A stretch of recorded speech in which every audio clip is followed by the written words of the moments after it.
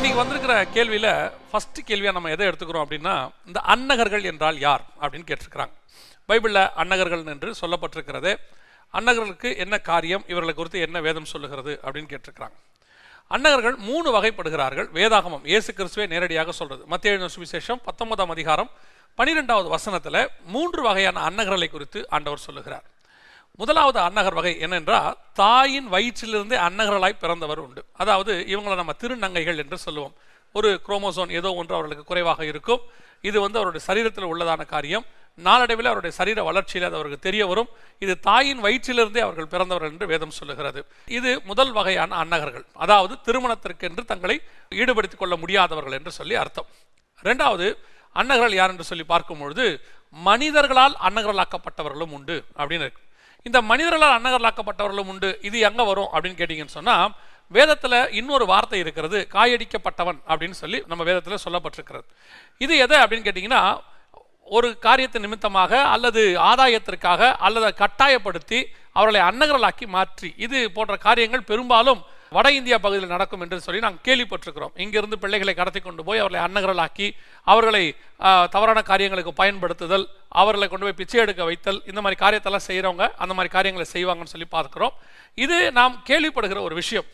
வேதத்தில் கூட இதுக்கு ஒரு ப்ரூஃப் சொல்லுவாங்க. என்ன அப்படின்னு கேட்டீங்கன்னு சொன்னால், இது ஒரு ஆராய்ச்சியில் சொல்லப்பட்டது தான். வேதாகமத்தில் அதற்கான ஒரு சில காரியங்கள் உண்டு. உதாரணமாக தானியேலை குறித்து சொல்லப்படும் பொழுது, அவர் அன்னகர்களிடத்தில் தலைவரிடத்தில் ஒப்படைக்கப்பட்டார் என்று சொல்லி நம்ம பார்க்கிறோம். அதாவது தானியேல் புஸ்தகம் 1ஆம் அதிகாரத்தில் அவர் அன்னகருடைய தலைவரிடத்தில் ஒப்படைக்கப்பட்டார். ஏன் அங்கே ஒப்படைக்கப்பட்டார் என்று சொன்னால், அவர் அன்னகராக்கப்பட்டார். அதாவது கொண்டு வரும்போது அவர் அழகுள்ள, சௌந்தரியம் உள்ளதான, நல்ல படித்த, நல்ல திறமை வாய்ந்ததான ஒரு வாலிபனாகத்தான் வந்தார். ஆனால் ராஜா வீட்டில் அவர் இருக்க போறார். எங்கன்னா கொலு மண்டபத்தில் அவர் வைக்கிறாங்க. ராஜாவுடைய கொலு மண்டபங்கிறது ராஜாவுடைய அரண்மனைக்கு அடுத்து, ராஜாவுக்கு மிக முக்கியமான இடத்துல. ஸோ அப்படி இருக்கும்போது இந்த மாதிரி அழகான வாலிபர்களை அவர்கள் என்ன செய்வாங்கன்னு கேட்டால், அரசியார் இருக்கிறதுனால தவறு எதுவும் நடந்துவிடக்கூடாது என்று முன்னெச்சரிக்கை நடவடிக்கையாக இப்படி செய்து விடுவார்கள் என்று சொல்லி அந்த ராஜ வம்சத்தினுடைய ஆராய்ச்சியில பார்க்கிறோம். அப்படித்தான் இவரும் ஆக்கப்பட்டார் என்று சொல்லி அதாவது வேத ஆராய்ச்சியாளர்கள் இவ்விதமாய் சொல்லுகிறார்கள். ஏன்னா அவர் ஒப்படைக்கப்பட்டது அவங்க கையில் ஒப்படைக்கப்பட்டார். நீங்க கூட பார்த்தீங்கன்னா, காந்தாக மந்திரி வரார் இல்லையா, அவர் கூட ஒரு அன்னகர் தான். அவர் அந்த காந்தாக அந்த ஸ்திரீ, அந்த ராஜகுமாரத்திக்கு அவர் மந்திரியாக இருக்கிறார். அவரும் ஒரு அன்னகராகத்தான் இருக்கிறார் அந்த இடத்துல. இது 2வது வகையான அன்னகர்கள். 3வது வகையான அன்னகர் யார் அப்படின்னு சொன்னா, பரலோக ராஜ்யத்தின் நிமித்தம், அந்த வசனம் என்ன சொல்லுது பாருங்க, பரலோக ராஜ்யத்தின் நிமித்தம் தங்களை அன்னகர்களாக்கி கொண்டவர்களும் உண்டு. அப்படின்னா என்ன அர்த்தம்? தேவனுக்காக, பரலோக ராஜ்யத்திற்காக தன்னை அவர்கள் அன்னகர்களாக்கி கொண்டார்கள் என்று சொல்லுகிறது. இது என்ன அப்படின்னு கேட்டீங்கன்னு சொன்னா, திருமணமே செய்து கொள்ளாதபடிக்கு தேவனுக்காக தன்னை ஒப்பு கொடுத்து ஊழியம் செய்யக்கூடிய, தன்னை ஒப்படைக்கக்கூடியதான ஒரு அனுபவம். இதை நம்ம சகோதரிகளை பொறுத்த வரைக்கும் கன்னியாஸ்திரிகள் என்று சொல்லி அவர்கள் சொல்வார்கள். சகோதரர்களையும் அப்படிப்பட்டவர்கள் திருமணம் செய்து கொள்ளாமல் அவர்கள் எப்படி இருக்கிறாங்க? கர்த்தருக்கென்று ஊழியம் செய்கிறார்கள். ஆனால் இதற்கு வரம் இருக்க வேண்டும் என்று இயேசு கிறிஸ்துவானவர் 10-11 வசனங்களிலே சொல்லுகிறார். 10வது வசனத்தில் சீஷர்கள் இயேசுவை பார்த்து கேட்கிறார்கள், மனைவியை பற்றி புருஷனுடைய காரியம் இப்படி இருந்தால் விவாகம் பண்ணுகிறது நல்லதல்ல என்றார்கள். அதற்கு அவர், வரம் பெற்றவர்களை தவிர மற்றவர்கள் இந்த வசனத்தை ஏற்றுக்கொள்ள மாட்டார்கள். எந்த வசனத்தை? விவாகம் பண்ணுவது நலமல்ல, கல்யாணம் பண்ணாமே இருந்தால் நல்லதியா அப்படிங்கிறத யார் ஏற்றுக்கொள்ள மாட்டாங்க? வரம் பெற்றவர்கள் தான் ஏற்றுக்கொள்ள மாட்டார்கள். ஆனால் நடைமுறையில் தேவ திட்டப்படி இருக்கிற சட்டப்படி எதுன்னு கேட்டால், மனிதன் தனியாக இருப்பது நல்லதல்ல. திருமணம் செய்யணுங்கிறது பரலோகத்தினுடைய திட்டம், அப்படித்தான் மனுஷனை உண்டாக்குச்சு. ஆனால் ஒரு சிலர் வரம் பெற்றவர்கள் அப்படி இருப்பதற்கு பரலோகம் அனுமதி கொடுக்குது. உதாரணமா, எல்லாருக்கும் வரம் இருக்கணுன்ற அவசியம் இல்லை, எல்லாரும் தீர்க்கதரிசியா இருக்கணும்னு அவசியம் இல்லை. ஒரு சில தீர்க்கதரிசிகள் இருக்கிறார்கள், ஏன்னா அவங்க வரம் பெற்றவர்கள். ஒரு சிலர் விடுதலை ஊழியங்கள் செய்கிறார்கள், டெலிவரன்ஸ், ஏன்னா வரம் பெற்றவர்கள். அதே மாதிரி தான் இதுவும் வரம் பெற்றிருக்கணும். அந்த மாதிரி அன்னகரா வாழ்றதுக்கு கர்த்தர் அவர்களுக்கு அந்த வரத்தை கொடுத்திருந்தால் அவர்களால் வாழ முடியும். நிறைய பேர் டினாமினேஷன் சொல்லுதுன்னு சொல்லிட்டு, நான் அந்த டினாமினேஷன்ல ஊழியத்துக்கு சேர்ந்துட்டேன், ஸோ நான் அப்படி அன்னகராகத்தான் இருப்பேன், ஏன்னா அந்த டினாமினேஷனோட சட்டம் அப்படின்னு சொல்லி சேர்ந்துட்டு பாதி காலம் கழிஞ்ச பிறகு அவர்கள் அங்கிருந்து விலகி திருமணம் செய்து கொண்டு ஊழியத்தை தொடர்ந்தவர்கள் நிறைய பேர் இருக்கிறாங்க. ஸோ இதெல்லாம் வரம் பெற்றது அல்ல. டினாமினேஷன் சட்டம் போட்டு உங்களுக்கு அது வரக்கூடாது. எப்படி ஒரு வரம் கர்த்தரா உங்களுக்கு கொடுக்குறாரோ அந்த கிஃப்டை, அதே மாதிரி தான் இதுவும், இது கர்த்தரா கொடுக்கணும். அதுக்கு தான் இப்படிப்பட்டவர்களுக்கு பேர் அன்னகர்கள். ஸோ இந்த மாதிரி ஆண்டவர் அழைத்த இந்த 3 வகையான அன்னகர்கள் இருக்கிறார்கள். இதை குறித்து தான் வேதம் சொல்லுகிறது. இன்னொன்று இருக்கு, பரலோகத்தின் நிமித்தம் தன்னை அன்னகராக்கி கொண்டவர்கள் என்று சொல்லக்கூடிய அந்த விஷயத்துல இன்னொன்னு நம்ம சேர்த்துப்போம். என்ன சொல்லுவாங்கன்னு கேட்டீங்கன்னா, சியோன் மலையில 1,44,000 பேர் புதுப்பாட்டு பாடுவாங்கன்னு இருக்கு. அந்த புதுப்பாட்டு பாடுறவங்க எல்லாருமே இந்த அன்னகர்கள் தான், திருமணமாகாதவர்கள் தான் அப்படின்னு சொல்லுவாங்க. அது அப்படி அல்லங்கிறதுக்கும் நம்ம நிறைய பதில் கொடுத்துருக்குறோம். அந்த கான்செப்டே வேற. ஸோ இந்த எதுக்கு நான் சொல்றேன்னா, சில டினாமினேஷன் தன்னை 1,44,000 சொல்லிக்குது. அப்படி சொல்றவங்க என்ன பண்றாங்கன்னு கேட்டீங்கன்னா, தாங்கள் திருமணம் செய்யாமல் இருக்கிறார்கள். திருமணம் செய்யாமல் இருக்கிறது வரம், அது கர்த்தர் கொடுக்கிறது. அந்த வரத்தில் இருக்கிறவர்கள் வேணா அந்த 1,44,000 பேர் லிஸ்ட்ல யார் வேணாலும் இருக்கலாம். அதுல அவங்க மட்டும்தான் இருப்பாங்கன்னு கிடையாது. நீங்க இதை கன்ஃபியூஸ் பண்ணிக்க கூடாதுன்றதுக்காக நான் உங்களுக்கு சொல்ல வரேன். இது கர்த்தரால் அழைத்து அப்படிப்பட்டவங்களுக்கு அந்த திருமணத்தை பற்றி என்னவோ பந்தங்களை பற்றியோ எந்த ஒரு தாட்டுமே இருக்காது. அவங்களுடைய தாட்டு முழுக்க பரலோகத்தை பற்றி தான் இருக்கும். ஆனால் ஒரு சிலர் அன்னர்களாக இருந்து கொண்டு தங்களுடைய சகோதர பிள்ளைகள், தங்களுடைய சகோதரிகள், தன்னுடைய அண்ணன் தம்பி எல்லாருக்கும் நல்ல வளமான வாழ்க்கையை அமைச்சு கொடுத்து வீடு கட்டி கொடுத்து அப்படி இருக்கிறவங்கள நான் பார்க்குறேன். ஊழியத்தில் வர பணத்தெல்லாம் எடுத்து அவங்க செய்வாங்க. கேட்டால் அவங்க என்ன சொல்லுவாங்க, நமக்கு பிள்ளையா குட்டியாங்க, நாம தனித்து ஊழியம் கர்த்தருக்காக செய்கிறோம். அது அன்னகர் லிஸ்ட்டில் வராது. உண்மையிலே அன்னகராக்கி கொண்டவன் பரலோக ராஜ்யத்தின் நிமித்தம் இந்த உலகத்தை வெறுத்து எல்லாத்தையும் வெறுத்து போறவன் தான் அப்படி வருவான். ஸோ இந்த அன்னகர்கள் என்கிறது இந்த 3 லிஸ்ட் தான் இருக்கு. முதலாவது தாயின் வயிற்றிலிருந்து. நீங்க அந்த மத்தேயு 19:12 வாசித்து பாருங்க, உங்களுக்கு அது தெளிவாக தெரியும். நாம் அடுத்த கேள்விக்கு போலாம்.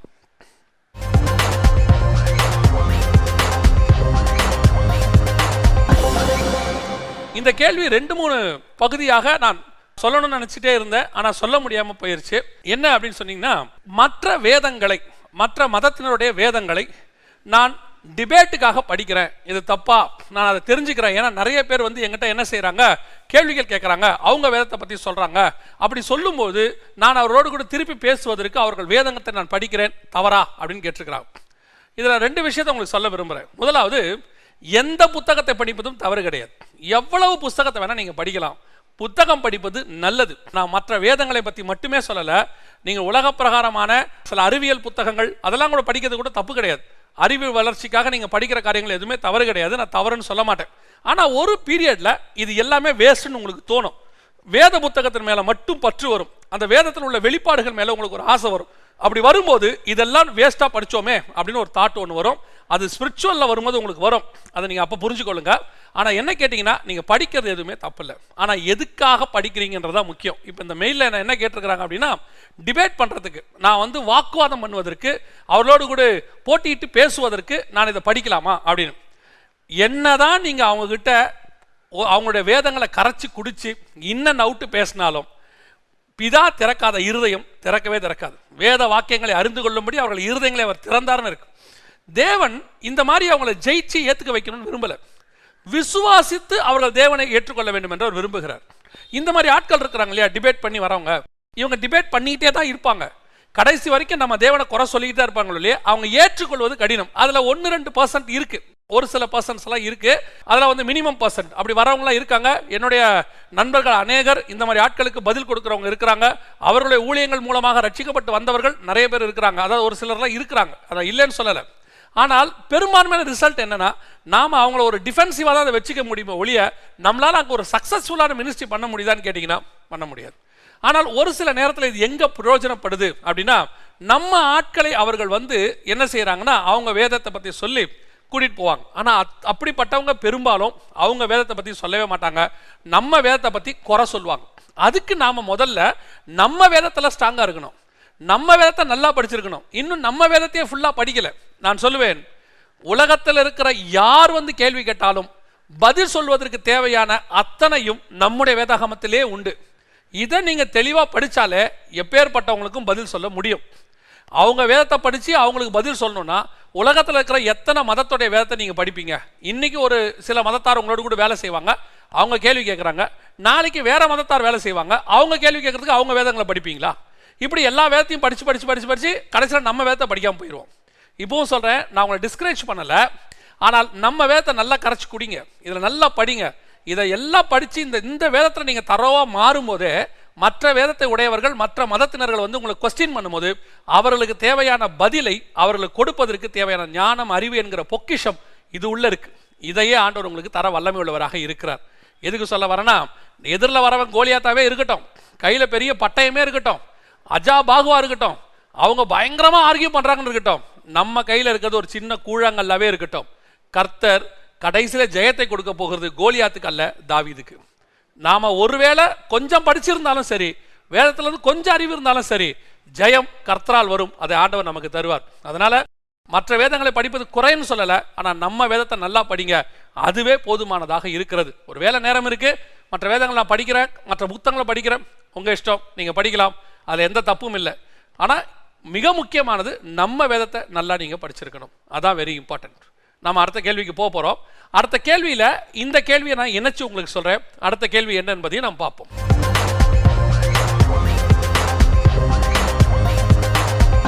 இது என்ன கேள்வி அப்படின்னு கேட்டீங்கன்னு சொன்னா, ஒரு குறிப்பிட்ட மதத்தாரை தாக்கி அந்தி கிறிஸ்துவானவன் அந்த மதத்துல இருந்து தான் வரப்போறான் அப்படின்னு சொல்லி இப்போ பரவலாக அந்த குறிப்பிட்ட மதத்தை நம்ம கிறிஸ்தவர்கள் நிறைய பேர் கார்னர் பண்றாங்க. அந்தி கிறிஸ்து கண்டிப்பா இதுல இருந்தாங்க வருவான் அப்படின்னு சொல்லி அவங்க கன்ஃபார்மா பேசுறாங்க. ஏன்னு கேட்டா, அந்த மதத்தாரங்க தான் இப்போ ரொம்ப தீவிரமா இருக்கிறாங்க, ஆக்ரோஷமா இருக்கிறாங்க, கிறிஸ்தவர்களை கொலை பண்றதுல அவங்க தான் ரொம்ப முக்கியமா இருக்கிறாங்க அப்படின்னு சொல்லி அந்த குறிப்பிட்ட மதத்தை கார்னர் பண்றாங்க. எனக்கு இதுல உடன்பாடே கிடையாது. ஏன் சொல்றேன் அப்படின்னு கேட்டீங்கன்னா, எந்த மதத்துக்காரனும் அந்தி கிறிஸ்துவாக எழும்புவான்னு சொல்லி வேதம் சொல்லலை. ஏன் அப்படி இவ்வளவு தெளிவா நீங்க சொல்றீங்க அப்படின்னு கேட்குறீங்களா? தானியேல் புஸ்தகம் 11ஆம் அதிகாரம் 37வது வசனத்துல வரப்போகிற அந்தி கிறிஸ்து தங்கள் பிதாக்கள் அறியாத வேறொரு தேவனை சொல்லுவான்னு இருக்கு. அந்த இடத்துல பொன்னினாலும் வெள்ளினாலும் அலங்காரம் பண்ணும். அந்த இடத்துல அந்த நீங்க பாத்தீங்கன்னா அவன் நியூ காட் இன்ட்ரோடியூஸ் பண்ண போறான். அப்படி இருக்கும்போது ரெண்டாவது அந்தி கிறிஸ்துவானவன் சிலையை கொண்டு வச்சு வணங்க சொல்ல போறான். இவங்க சொல்றாங்கல்ல, இன்னைக்கு சில ஒரு குறிப்பிட்ட மத சகோதரர்களை வந்து இவங்க கார்னர் பண்றாங்கல்ல, அவங்க தான் அந்தி கிறிஸ்து வருவான்னு. உண்மையில சொன்னா அவங்க கிட்ட சிலை வழிபாடே கிடையாது. அவங்க சிலை வழிபாடே பண்றதில்லை. அந்த மதத்திலிருந்து வரக்கூடிய ஒரு ஆளு எப்படி சிலை வழிபாடு பண்ண சொல்றவனாக வருவான்? நம்பர் 1. நம்பர் 2 கொஸ்டின், அந்த மதத்தாருடைய வேதத்திலேயே அந்தி கிறிஸ்துவானவன் வருவான், அவன் வந்து உலகத்தை அழிப்பான், அவன் கையில் நீங்க மாட்டக்கூடாது, அவனுக்கு கீழ்ப்படிய கூடாதுன்னு அந்த அவங்களுடைய வேத நூலிலே சொல்லி இருக்கு. அப்படி இருக்கும்போது அவர்களே அதுக்கு கேர்ஃபுல்லா இருக்கிறாங்க. அவங்களே சொல்லிட்டு இருக்கிறாங்க, இந்த மாதிரி ஒருத்தர் வரப்போறான் கடைசியில. நாம அந்தி கிறிஸ்துன்னு சொல்றோம், அவங்க வேற ஒரு பேர் சொல்லுவாங்க அதுக்கு. அப்படி இருக்கும்போது அந்த மதத்தாரை போய் கார்னர் பண்ணி இவங்க தான் வராங்கன்னு சொல்றது ஒரு வகையான பிரிவினையை உண்டாக்குற சாபம். நல்லா தெரிஞ்சுக்கொள்ளுங்க, அந்தி கிறிஸ்துவானவன் வரப்போறது எங்க இருந்து அப்படின்னு கேட்டீங்கன்னா, வேதத்தின்படி ரோம் நகரத்திலிருந்து 7 மலை உள்ள நகரம், அதாவது வெளிப்படுத்தல் 17:9 7 மலை உள்ள நகரத்திலிருந்து அவன் வருவான்னு இருக்கு. நிறைய பேர் இதுக்கு ஒரு காரணம் சொன்னாங்க. என்ன சொன்னாங்கன்னா, அப்படின்னா அது சவுதி அரேபியா தான். 7 மலை உள்ள நகரங்கிறது சவுதி அரேபியால தான் 7 மலை இருக்குன்னு. கிடையவே கிடையாது. சவுதி அரேபியால 7 மலை கிடையாது. ரெண்டாவது 7 மலைக்கு மேல் அமைக்கப்பட்டிருக்கிற பட்டணம்னு இருக்கு. சவுதி அரேபியா 7 மலைக்கு மேல் அமைக்கப்பட்டிருக்கிற பட்டணம் கிடையாது. இன்னொருத்தர் சொன்னார், ஸ்ரீலங்கால இருந்து, அந்த 7 மலை உள்ள நகரங்கிறது சார்க் நாடுகளை குறிக்குது, தெற்காசிய நாடுகளை குறிக்குது அப்படின்னு சொன்னார். நான் சொன்னேன், தெற்காசிய நாடுகள் 7 அல்ல 8 அப்படின்னு சொன்னவன் அவர் சொன்னாரு, ஒன்று வேணா விட்டுலாம் அப்படின்னார். வேத வசனத்தை இப்படியெல்லாம் விட்டு பிடிக்க முடியாது. அதுவும் கிடையாது. வேதத்தின்படி 7 மலை உள்ள நகரம் ரோமில் இருக்குது. குயிரினல், விமினல், கேபிட்டலின், அவென்டின், பாலண்டின், சீலியன், எஸ்குயிலின், இந்த 7 மலை தான் இருக்கு. இந்த 7 மலைகளுக்கு மேல் அமைக்கப்படுகிற ஒரு பட்டணத்திலிருந்து தான் ஒரு அந்தி கிறிஸ்துவானவன் எழும்பி வருவான்னு வேதம் சொல்லுது. அவன் இந்த மதத்தை சார்ந்தவனா இருப்பான், அந்த மதத்தை சார்ந்தவனா இருக்க மாட்டான். அவன் புது மதத்தை ஸ்தாபிக்கிறவனாக இருப்பான். நியூ காட், பிதாக்கள் அறியாத தேவனை கொண்டு வருவான். அதனால இவர் தான் அந்தி கிறிஸ்து, இந்த மதத்திலிருந்து வருவான், இங்கிருந்து வருவாங்கிறத தயவு செஞ்சு யாரையுமே கார்னர் பண்ணாதீங்க. யாரையும் நீங்கள் வலைத்தளத்துக்கு போனீங்கன்னா நிறைய தலைவர்களை சொல்லியிருப்பாங்க. ஒரு காலத்தில் ஜார்ஜ் புஷ்ஷை சொன்னாங்க, அப்புறம் பில் கிளின்டனை சொன்னாங்க, அப்புறம் ஒசாமா பின் லேடனை சொன்னாங்க, அதற்கு பிறகு போப் ஜான் பால் II சொன்னாங்க. இப்படி பெரிய பெரிய தலைவர்களை அவங்க எழும்பி வரும்போது இவங்க தான் அந்தி கிறிஸ்து, இவங்க தான் அந்தி கிறிஸ்தும்பாங்க. யாருமே கிடையாது. சபை எடுத்துக்கொள்ளப்பட்ட பிறகுதான் அந்தி கிறிஸ்து யார் என்பது இந்த உலகத்திற்கே தெரியும். அது வரைக்கும் தடை செய்கிறவன் நடுவிலிருந்து நீக்கப்படும் முன்னே அது வெளிப்படாதுன்னு இருக்கு. ஸோ அதுக்கப்புறம் தான் தெரியும், அப்போதான் அந்தி கிறிஸ்து இந்த உலகம் பார்க்கும். அதனால இப்பவே காலத்துக்கு முன்பதாகவே யாரையுமே நியாயம் தீர்க்காதுங்க, அது நல்லதும் அல்ல. நாம் அடுத்த கேள்விக்கு போலாம்.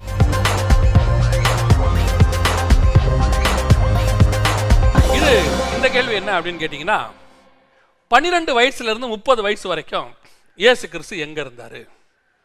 இப்ப இதுக்கு பல கதைகள் புனையப்பட்டிருக்கிறது. பல கதைகள் புனைவு. என்ன பல கதைகள் புனையப்பட்டிருக்கு அப்படின்னு கேட்டீங்கன்னா, இயேசு கிறிஸ்து அங்கிருந்து போய் புத்த மதத்தை, இமயமலைக்கு வந்து புத்த மதத்தை கத்துக்கிட்டு இங்கிருந்து நல்ல தேர்ச்சி பெற்று 30 வயசுல அவர் என்ன செஞ்சிட்டாரு, திருப்பி இஸ்ரவேலுக்கு போய் அங்க அவர் என்ன பண்ணாரு, பிரச்சாரம் பண்ணாரு அப்படின்னு ஒரு கதை இருக்கு. இன்னொரு கதை இருக்கு, இயேசு கிறிஸ்து ஏற்கனவே 30 வயசு வரைக்கும் இங்க இருந்துட்டு அடுத்த 3.5 வருஷம் அங்க ஊழியம் பண்ணும் போது பிரச்சனை வந்ததுனால அங்கேருந்து அந்த சிலுவை நேரத்தில் எஸ்கேப் ஆகி காஷ்மீருக்கு ஓடி வந்து இங்கே வந்து என்ன செய்கிறாரு, ஒரு இடத்துல அவர் குடும்பத்தோடு வாழ்ந்து செத்து போனார், கல்ற இங்கே இருக்குது அப்படிங்கிற குரூப்பும் இங்கே இருக்குது. இந்த மாதிரி அறிவுக்கு ஒவ்வாத உளறுதல் கூடிய நிறைய பேர் இந்த உலகத்தில் இருக்கிறாங்க. ஏன் இப்படி இருக்கிறாங்க அப்படின்னு கேட்டிங்கன்னா, இயேசுவை பற்றி நிறைய புனைக்கதைகள் நிறைய உண்டு. இன்னைக்கு இல்லை, இயேசு காலத்திலே உண்டு. லூக்கா எழுதின சுவிசேஷம் 1ஆம் அதிகாரம் 1ஆம் வசனத்தில் லூக்கா தியோப்பிலுக்கு எழுதும்போது என்ன சொல்றாரு, அநேகர் இதை குறித்து எழுத முற்பட்டபடியினாலே திட்டமாய் விசாரித்து அறிந்த நானும் ஒன்று எழுதுறேங்கிறார். இந்த மாதிரி இயேசுவை பற்றி அவன் கதை விடுறான், இந்த கதையெல்லாம் நீங்கள் நம்பிடக்கூடாது, அதனால் நான் என்ன செய்கிறேன், திட்டமாய் விசாரித்து அறிந்து ஆரம்பம் முதல் கண்ணார கண்டு வசனத்தை போதித்தவர்கள் எங்களுக்கு ஒப்புவித்தபடியே அப்படின்னு அந்த லூக்கா 1:1-1:2 இருக்கு. அதாவது அப்போஸ்தலர்கிட்ட போய் எல்லாத்தையும் கேட்டு டீட்டெயிலாக பர்ஃபெக்டாக எழுதுறேன்னு சொல்லி ஆத்தென்டிகேட்டடாக எழுதுறாரு. அப்படி இருக்கும்போது இந்த மாதிரி ஆட்கள் எழுதுனதெல்லாம் நமக்கு எதுக்கு, நமக்கு பர்ஃபெக்டாக கூட இருந்தவங்க எழுதுனதே இருக்கு. இன்னொன்று பாருங்க, இயேசுடைய மரணத்தில் இயேசு செத்துட்டாருன்னு ரோம போர் சேவகன் சாட்சி கொடுக்குறான். ஆமாம் அவர் செத்துட்டாரு அப்படின்னு குத்தி பார்த்து சாட்சி கொடுக்குறான். ரெண்டாவது, பெத்த பிள்ளை செத்ததை அங்கே மரியாள் நின்று பார்க்குறாங்க, ஒரு சாட்சி. மூணாவது, அவர் செத்ததுக்கு யோவான் ஒரு சாட்சி. நாலாவது, அவர் செத்ததுக்கு அந்த அர்மத்தின் ஊரானாகிய யோசேப்பு அவன் எடுத்து பாடியை கொண்டு போய் உள்ளே வைக்கிறான், இது ஒரு சாட்சி. இது இல்லாமல் அவரை சுற்றி நிறைய ஆசாரியர்கள் அங்கே நிற்கிறாங்க. எல்லாம் அவர் சாகிறத பார்க்கறதுக்கு ஒரு குரூப் அங்கே நிற்கிது. இது இல்லாமல் அவருக்காக அழுதுகிட்டு இருக்கிற ஒரு குரூப் நிற்கிது. இவ்வளோ பேருடைய கண்ணுலையும் மண்ணை தூவிட்டு இயேசுநாதர் காஷ்மீருக்கு எஸ்கேப் ஆகி வந்துட்டாரா? இது எல்லாமே அறிவுக்கு ஒவ்வாத கதைகள். அதாவது எதையாவது வச்சா, ஏன்னா இயேசுநாதர் பேரை சொன்னால் நல்ல பிஸ்னஸ் நடக்குமே, அதனால தான் இது நடக்குது. இயேசு கிறிஸ்து 12 வயது முதல் 30 வயது வரை அவர் இஸ்ரவேலுக்குள்ளேயே தான் இருந்தார். ஏன் இருந்தால் இவ்வளோ கான்ஃபிடென்ட்டாக நான் சொல்கிறேன் அப்படின்னா, இயேசு 30 வயதில் எழுந்து பிரசங்கம் பண்ணுறார். ஏசாயா புஸ்தகத்தில் வாசிக்கிறார். வாசிக்கும் போது அங்கே இருக்கிறவங்க என்ன சொல்கிறாங்க, ஆச்சரியப்பட்டு, இவன் தச்சனின் மகன் அல்லவா, இவன் மரியாளின் குமாரன் அல்லவா, இவன் சகோதரர்களும் நம்மோடு கூட இருக்கிறார்களே, இவன் மட்டும் எப்படா இவ்வளோ ஞானமாக பேசுகிறான்னு சொல்லி இவங்க கேட்குறாங்க. இப்போ யோசித்து பாருங்க, இதுவே இயேசு காஷ்மீருக்கு போயிட்டு வந்திருந்தா அவங்க என்ன சொல்லியிருப்பாங்க, இவனுக்கு காஷ்மீர் போயிட்டு வந்த அந்த ஞானம் தான் இப்படி பேசுகிறான்னு. எங்கேருந்து ஞானம் வந்துச்சுன்னு அவங்களுக்கே தெரில. ஒருவேளை ஒரு வெளிநாட்டுக்கு போயிட்டு வந்திருந்ததுன்னா உடனே என்ன சொல்லியிருப்பாங்க, இந்த வெளிநாட்டுக்கு போயிட்டு வந்த ஞானம் தான் இவனுக்கு இவ்வளோ இருக்குன்னு சொல்லியிருப்பாங்க. ஸோ இயேசு அங்கே தான் இருந்திருக்கிறாரு, அதற்கு அங்கே இருக்கிறவங்களே சாட்சி கொடுக்குறாங்க. அவர் வெளிநாட்டுக்கு போனாருன்னு அங்கே இருக்கிற யாருமே சாட்சி கொடுக்கல. இதெல்லாம் அறிவுக்கு ஒவ்வாத கதைகள், நம்பாதீங்க. இந்த மாதிரி நிறைய கதைகள் இருக்குது. ஆதாம் வந்து ஸ்ரீலங்காவில் செத்து போனார்னு ஒரு கதை இருக்குது. ஏவாள் வந்து சவுதி அரேபியாவில் ஜெத்தால செத்து போனாங்க, அவங்க கல்ற அங்கே இருக்குது. ஆதாம் கல்ற ஸ்ரீலங்காவில் இருக்குது. இப்படி நிறைய கல்ற இருக்குது. யோபு கல்ற நம்ம மஸ்கட் பக்கத்தில் அங்கே ஒரு இடத்துல, ஓமன் பக்கத்தில் அங்கே இருக்குன்னு இருக்குது. இப்படி எல்லாருடைய கல்றையும் அங்கங்கே இருக்குன்னு சொல்லிக்கிட்டு தான் இருக்கிறாங்க. இப்படி நம்ம ஒவ்வொரு கல்றைக்காக போயிட்டு இவங்க தான் அங்கே தான் இருந்தாங்கன்னு ப்ரூஃப் பண்ணிக்கிட்டு இருக்க முடியாது. வசனம் தெளிவாய் சொல்லுகிறது, நம்முடைய ஆண்டவர் இஸ்ரவேலிலே பெத்லகேமிலே பிறந்தார், நாசரேத்திலே வளர்ந்தார், அதற்கு பிறகு எருசலேமுக்கு புறம்பே அவர் சிலுவையில் அறையப்பட்டார், 3ஆம் நாள் உயிரோடு கூட எழுந்தார், ஒலிவ மலையில் 40வது நாள் அவர் எடுத்துக்கொள்ளப்பட்டார். அவர் பிறந்ததுலேருந்து எடுத்துக்கொள்ளப்படுற வரைக்கும் ரெக்கார்ட் நம்மகிட்ட இருக்கு. அதனால எந்த பையன் என்ன கணக்கு விட்டாலும், எந்த கதை விட்டாலும், எந்த புக்கை எழுதினாலும், சொல்லக்கூடியது எப்பேற்பட்டவராக இருந்தாலும் நம்பாதிருங்கள். வேதம் தெளிவாய் நமக்கு சொல்றது. 1க்கு 4 பேர் காஸ்பல் எழுதியிருக்கிறாங்க. 2 சாட்சி தான் நமக்கு தேவை. 4 சாட்சி இருக்கு. இயேசுநாதர் பிறந்ததுக்கும் மரித்ததுக்கும் உயிர்த்தெழுந்ததுக்கும் 4 சாட்சி இருக்கு. அதனால யார் சொல்றதை நீங்க நம்ப வேண்டிய அவசியம் இல்லை. நாம அடுத்த கேள்விக்கு போகலாம்.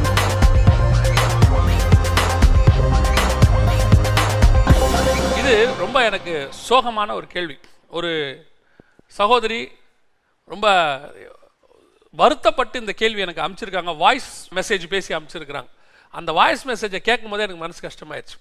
என்ன அப்படின்னு கேட்டிங்கன்னா, அவங்க சர்ச்சில் அவர்களை நடத்தக்கூடியதான ஒரு ஊழியர் கண்டிப்பாக சந்தா பணம் கட்டணும், சர்ச்சு சந்தாவை கட்டணும்.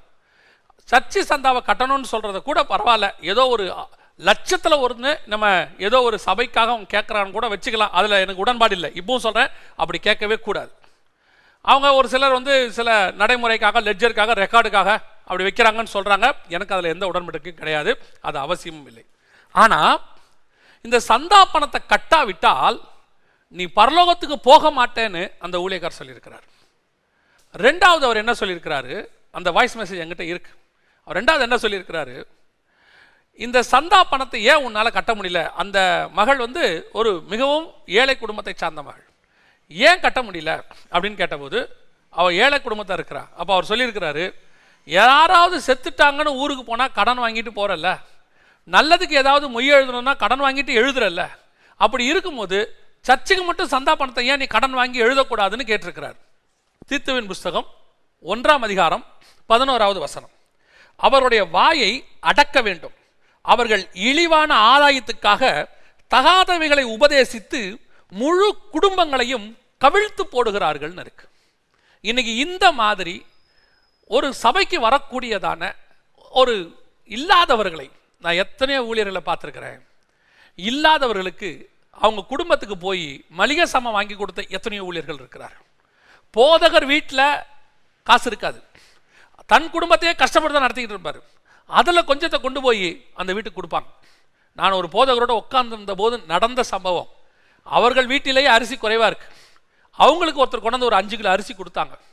கொடுத்த உடனே அந்த போதகர் சொன்ன வார்த்தை, ஒரு 2 கிலோ அரிசியை கொண்டு போய் அந்த சிஸ்டர் வீட்டில் கொடுத்துட்டு வா, அவங்க அரிசி இல்லாமல் இருப்பாங்க. இந்த மாதிரி மந்தையை நேசிக்கிற எத்தனையோ ஊழியர்கள் இருக்கிறார்கள். அதே நேரத்தில் இந்த மாதிரி கருப்பு ஆடுகளும் கொஞ்சம் இருக்கத்தான் செய்கிறது.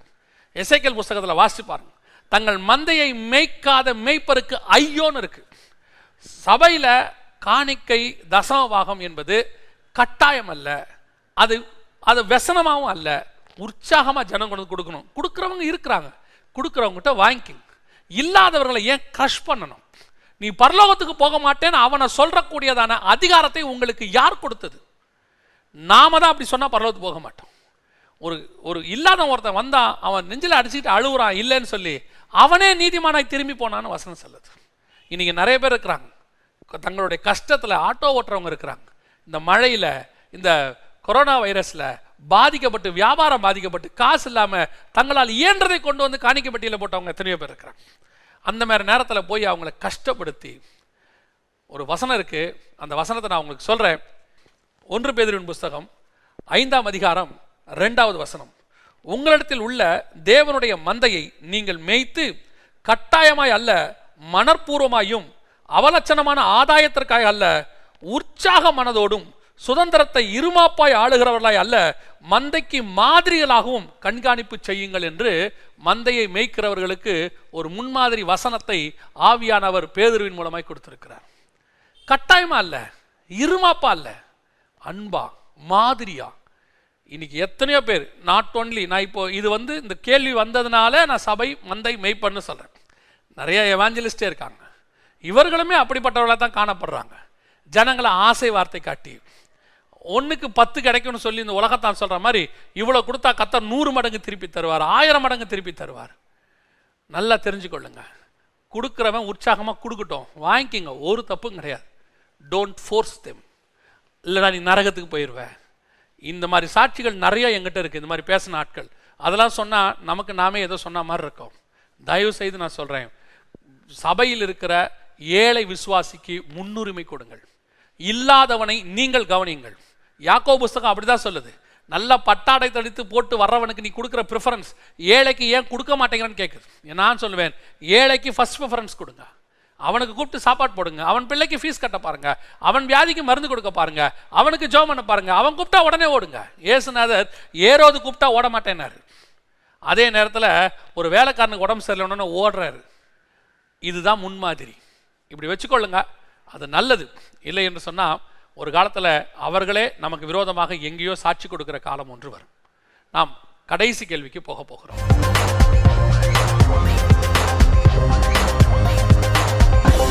கட்டட ஆலயத்திற்கு போக வேண்டுமா அப்படின்னு சொல்லி ஒருத்தர் கேட்டிருக்காங்க. ஏன் இந்த கேள்வி அவங்க ஏன் கேட்டாங்கன்னா, அதுக்கு பின்னாடி நம்மளுடைய மெசேஜ் தான் அவங்க வச்சிருக்கிறாங்க. என்ன வச்சிருக்கிறாங்கன்னா, புதிய ஏற்பாட்டில் நீங்களே தேவனுடைய ஆலயம்னு சொல்லியிருக்கிறீங்க. அப்போ நாமே ஆலயமாக இருக்கும்போது நாம் எதுக்கு இன்னொரு ஆலயத்துக்கு போகணும்? நாமளே ஆலயம் தானே, நாமளே வீட்டில் இருந்து ஆராய்ச்சிக்கலாமே, இன்னொரு கட்டட ஆலயத்துக்கு போக வேண்டியது அவசியமா? இந்த கட்டட ஆலயம்னு அவங்க போட்ட வேர்டு தான் எனக்கு ஸ்ட்ரைக் ஆகி போச்சு. ஏன் அப்படின்னு கேட்டிங்கன்னா, இப்போ கடைசி காலத்தில் ஒரு கள்ள உபதேசம் ஒன்று போய்கிட்டு இருக்கு. என்ன போய்கிட்டு இருக்கு அப்படின்னா, கட்டட ஆலயத்திற்கு போகாதீங்க, வீட்டில் தான் ஆராதிக்கணும். நீங்கள் கட்டட ஆலயத்துக்கு போகக்கூடாது. ஏன்னா அப்போஸ்தலர்கள் வீட்டில் தான் ஆராதித்தார்கள். அன்னைக்கு கூடி வந்த வீடுகள், அன்னைக்கு நல்லா தெரிஞ்சுக்கொள்ளுங்க, அன்னைக்கு கிறிஸ்தவம் ஆரம்பித்த காலகட்டம், சுவிசேஷம் பரம்ப ஆரம்பிச்சிச்சு. அப்பதான் வீடுகளில் தான் ஆரம்பிச்சாங்க. ஏன்னா அன்னைக்கு சபைகளுக்கு அனுமதி கிடைக்கல. அன்னைக்கு யூதர்கள் ஒரு பக்கம், ரோமர்கள் ஒரு பக்கம், இவங்க சிதறடிக்கப்பட்டுக்கிட்டு இருக்கிறாங்க. அப்ப கிடைக்கிறவங்க வீடுகளில் போய் தேவனை ஆராதிக்க ஆரம்பிச்சாங்க. அதுதான் அன்னைக்கு வீட்டு சபைகள். இவங்க என்ன சொல்றாங்க, கட்டடத்தில் ஆராதிக்கவே இல்லை, சபையில தான், அவங்க எல்லாம் வீட்டில் தான் ஆராதிச்சாங்க, அது மாதிரி நம்ம வீட்டில் தான் இருக்கணும் அப்படிங்கிறாங்க. அப்போஸ்தலர் நடபடிகள் 19ஆம் அதிகாரத்துக்கு 9ஆம் வசனத்தை நீங்க எடுத்து பாருங்க. பவுல் செஞ்ச காரியம் என்ன? ஜெப ஆலயங்களிலே அங்கே ஆராதனை நடக்குது. ஆராதனை நடக்கும்போது இவருடைய பிரசங்கத்துக்கு விரோதமாக யூதர்கள் எழும்புகிறார்கள். அங்கே கலகம் வருகிறது. பவுல் என்ன செய்யறாருன்னா, கோபித்து கொண்டு அந்த இடத்துல கோச்சிக்கிட்டு, அப்போஸ்தலர் நடபடிகள் 19ஆம் அதிகாரம் 9வது வசனத்தை நான் வாசிக்கிறேன். சிலர் கடினப்பட்டு அவிசுவாசிகள் கூட்டத்திற்கு முன்பாக இந்த மார்க்கத்தை நிந்தித்த போது அவன் அவர்களை விட்டு விலகி சீஷர்களை அவரிடத்திலிருந்து பிரித்து கொண்டு, நல்லா கவனிச்சு கொள்ளுங்க, சீஷர்களை அவர்களிடத்திலிருந்து பிரித்து கொண்டு திறன் என்னும் ஒருவனுடைய வித்தியாசாலையில் அனுநினமும் சம்பாஷித்துக் கொண்டிருந்தான். வித்தியாசாலைன்னா ஸ்கூல். இப்ப எங்க போயிட்டார்? அவரு ஸ்கூலுக்கு போயிட்டாரு. எங்க இருந்து? ஜெப ஆலயத்திலிருந்து. வீட்டில் ஆராய்ச்சாருங்கிறீங்களே, இப்ப பவுல் எங்க ஆராதிக்கிறாரு? ஒரு ஸ்கூல்ல. உடனே நீங்க என்ன சொல்வீங்க, ஏதோ அந்த நேரத்துக்கு அர்ஜென்ட்டுக்கு ஒரு ஸ்கூலுக்கு போயிருப்பாரு. இல்ல, அடுத்த வசனம் சொல்லுது, 2 வருஷம் அவன் அப்படி பண்ணி கொண்டிருந்தான். 2 வருஷம் ஒரு ஸ்கூல்ல தான் அவர் ஆராய்ச்சிருக்கிறார். இன்னைக்கும் எத்தனையோ ஆலயம் கிடைக்காததுனால சண்டேஸ்ல ஸ்கூல்ல ஆராதிக்கிறவங்க நமக்கு தெரியும். அதனால இந்த கட்டட ஆலயத்துக்கு போகக்கூடாது, அந்த ஆலயத்துக்கு போகக்கூடாது, இதெல்லாம் தப்பான உபதேசம். சரி, இப்ப நம்ம கட்டட ஆலயத்துக்கு போலாமா அப்படின்னு கேட்டீங்கன்னா, கண்டிப்பாக வசனம் சொல்லுது, சபை கூடி வருவதை சிலர் விட்டு விடுகிறது போல நீங்கள் விட்டு விடாதிருங்கள். அன்னைக்கு வீட்டில் கூடுறதுக்கான வாய்ப்பு. அப்புறமே பவுல் காலத்துல ஒரு ஸ்கூல்ல கூடி ஆராதிக்கிற மாதிரி வந்துருச்சு. நாளடைவில் சபை வளர்ச்சி அடையும் போது, சபை பரம்பும் போது சபைக்கு என்று ஆலயங்கள் கட்ட ஆரம்பித்தார்கள். அதற்கு பிறகு நிறைய பிரச்சனைகள் வந்தது, அது வேற. கட்டடத்தில் ஆராதிக்கிறோமோ வீட்டில் ஆராதிக்கிறோமோ, எப்படி ஆராதிக்கிறோங்கிறதா முக்கியம். ஆனால் கூடி வந்து ஆராதிக்கிறோம். கம் யூனியன், அதாவது கம்யூனியன்னாலே நாம் கூடி வந்து பங்கு பெறுவதா கம்யூனியன். நீங்கள் ஒருவருக்கு ஒரு கூடி வரும்போது ஒருவருக்கு ஒருவர் காத்திருங்கன்னு சொல்றோம். அப்ப கூடி வருவதில் கட்டாயம். நீங்க வீட்டிலேயே நான் தனியாக ஆராய்ச்சிக்கிறேன், நானே தேவனுடைய ஆலயம்னா கம்யூனியன் எப்படி வரும்? எப்படி நீங்க வர போறீங்க? எப்படி கூடி வந்து தேவனை ஆராதிப்பீங்க? வசனம் சொல்லுது, அநேகருடைய ஸ்தோத்திரத்தினாலே கிருபை பெருகும். இந்த அநேகருடைய ஸ்தோத்திரம் எப்படி வரும்? என் நாமத்தினாலே 2 பேர் அல்லது 3 பேர் கூடி இருக்கும் போது வருவேன்னு ஆண்டவர் சொல்றாரு. அப்ப அந்த 2 பேர் 3 பேர் கூடினாலே அது ஆலயம் தானே. அதனால நான் கட்டட ஆலயத்துக்கு போகணுமான்னா கண்டிப்பாக போகணும். சபை கூடி வருவதில் விட்டு விடக்கூடாது. நிச்சயமா ஒரு ஆலயத்துக்கு போங்க, கூடி ஆராதிங்க. நம்ம கோவிட் டயத்துல இப்படி போறதுக்கு வாய்ப்பு இல்லை. வீட்டில் கண்டிப்பா ஆராதிங்கன்னு சொன்னோம். ஆலயத்துக்கு போக முடியுதோ இல்லையோ கண்டிப்பா ஆராதிங்கன்னு சொன்னோம். அப்பவும் சொன்னோம், சீக்கிரத்தில் சபை திறக்கும் போது நம்ம ஆராதிக்க போகலாம். அது வரைக்கும் ஆராதனையை வீட்டில் விட்டுறாதீங்கன்னு சொன்னோம். இப்போ சபைகள் திறக்க ஆரம்பிச்சிருக்கு, ஆராதனைகளுக்கு ஜனங்க போக ஆரம்பிச்சிருக்கிறாங்க. அதனால கட்டட ஆலயத்துக்கு போறது தப்பு, இந்த ஆலயத்துக்கு போறது சரி, இதெல்லாம் கிடையாது. நமக்கு ஆண்டவர் கூடி ஆராதிப்பதுக்கு ஒரு இடம் கொடுத்துருக்கிறாரு. இப்போ நீங்க ஒரிசாக்கு போனீங்கன்னா மரத்தடி தான், ஆலயமே இல்லை அவங்களுக்குலாம், மரத்தடியில் ஆராதிக்கிறாங்க. சில இடத்துக்கு போனீங்கன்னா கட்டடமே இல்லை, டென்ட்டு ஷீட்டு போட்டு ஆராதிக்கிறாங்க. சில இடத்துக்கு போனீங்கன்னா கட்டணமே இல்லை, குடிசை, அதில் ஆராதிக்கிறாங்க. இப்படி ஒவ்வொரு இடத்திலும் தேவனை ஆராதிக்கிறதுக்கு அவர்களுக்கு வெவ்வேறு இடங்கள் இருக்கிறது. ஒரு சிலருக்கு வாய்ப்பு இருக்கிறது, இந்த மாதிரி கட்டடங்கள் கட்டுறாங்க. ஒரு சிலருக்கு வாய்ப்பு இல்லை, அவங்க கூடி ஆராதிக்கிறாங்க. நாம எங்க ஆராதிக்கிறோன்றது முக்கியமே இல்லை, எப்படி ஆராதிக்கிறோன்றது முக்கியம். கண்டிப்பாக கூடி வந்து ஆராதிக்கணும். இந்த கேள்வி பதில் செக்ஷன் உங்களுக்கு பிரயோஜனமாக இருந்திருக்கும் என்று கர்த்தருக்குள் நான் விசுவாசிக்கிறேன். கர்த்தருக்கு சித்தமானால் இன்னொரு கேள்வியும் வசனமும் பகுதியில் உங்களை சந்திக்கிறேன். God bless you.